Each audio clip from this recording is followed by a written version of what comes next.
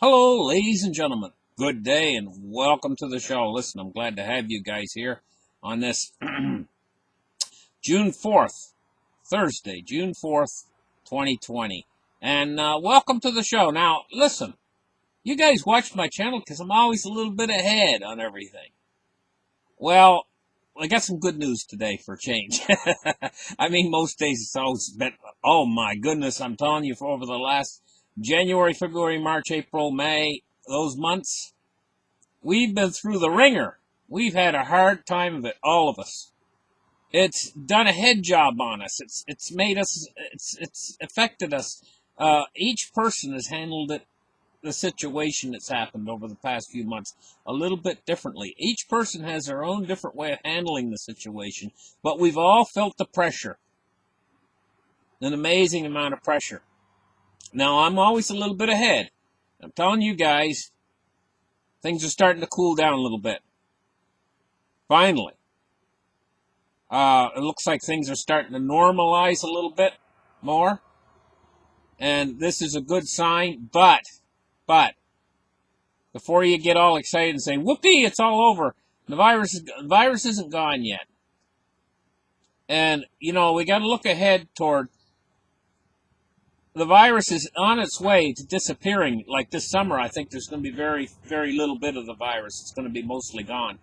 But, you know, we got to look ahead toward next winter, because remote communities that has not experienced the virus yet, places like that up in the far north, like places up in the Yukon territories and places like that, they haven't had the virus.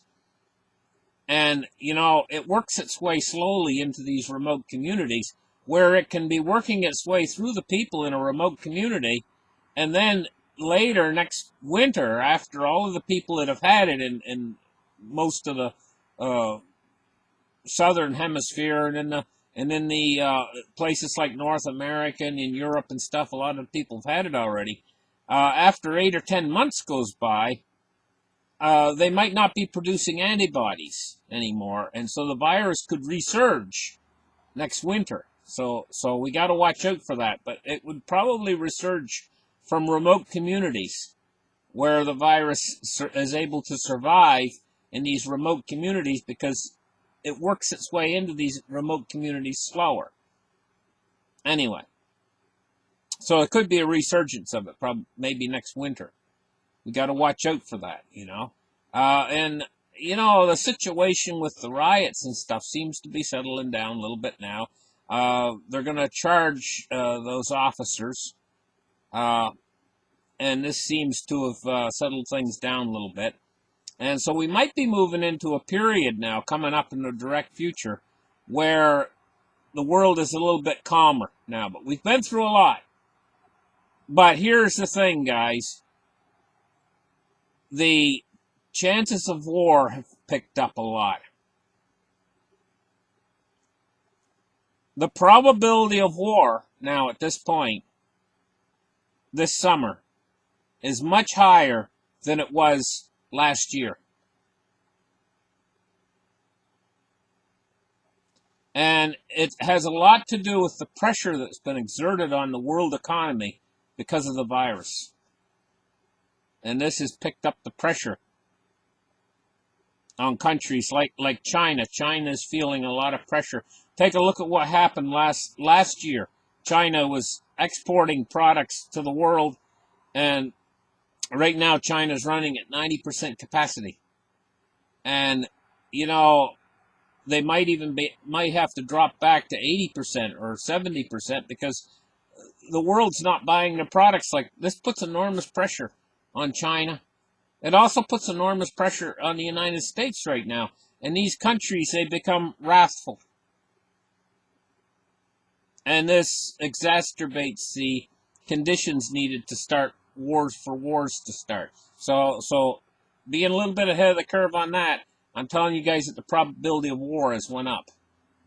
Okay, let's get in there now and look at the markets. Let's open up the charts right here, and let's take a look at what's going on today. We're looking at silver right now. It's at $17.73. It's up 7 cents on the day so far. It seems like gold and silver, they've been having a hard time breaking past these areas that they've been entrenched in lately.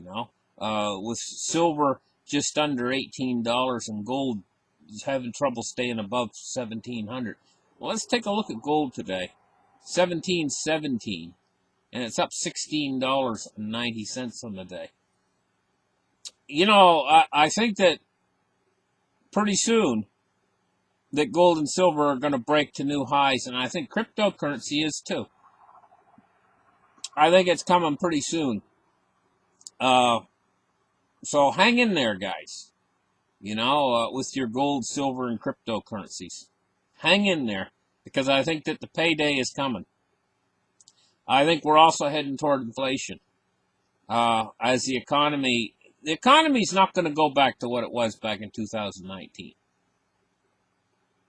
But it could make a comeback from where it is right now. It's almost like if you had a big out-of-control fire, and say you're at a barbecue or someplace, and the fire got out of control and it was red hot, and you threw a big bucket of water on it.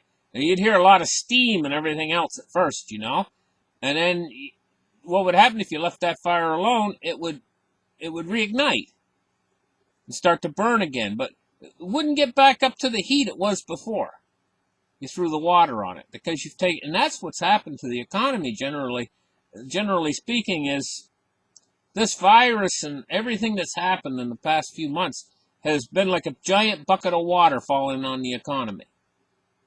And as soon as that's over, the economy's probably going to start to spring back to life, but it's not like it was before.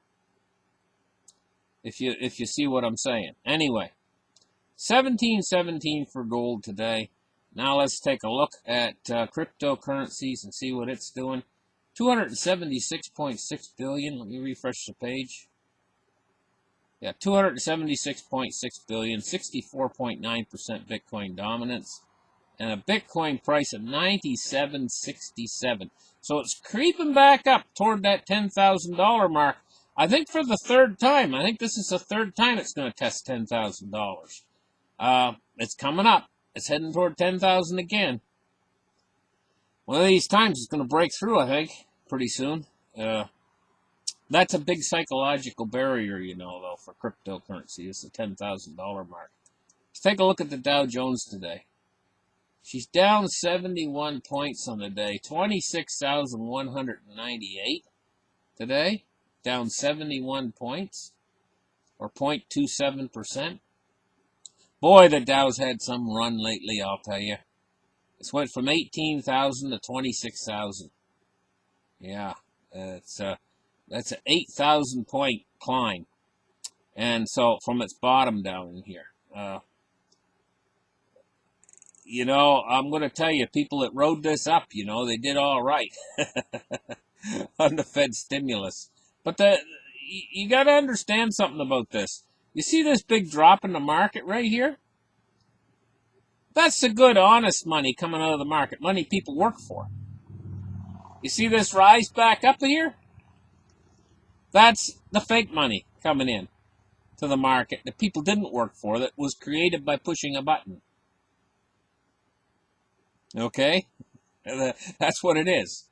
Honest money's coming out and fake money's coming in to replace the honest money in the market. What I mean by honest money, I mean it's money that spends people's sweat, blood, and tears have went into making money. Work has went into money. This new money that they're creating now, no work goes into it. They just over at the Fed push a button or click a mouse, and then the money's created. There's no work involved in that, and that's what's pushing this market up now. It's the fake money. Let's take a look now at crude oil. 36.85. It's up 1.18% on the day so far. 44 cents. No, down. Did I say up? I mean down. It's down 0.44 on the day, or 1.18%. 36.85 today for crude.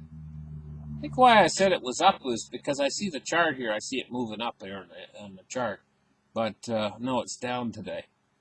Let's take a look at U.S. Treasuries today, and we're seeing them rise in yields again today.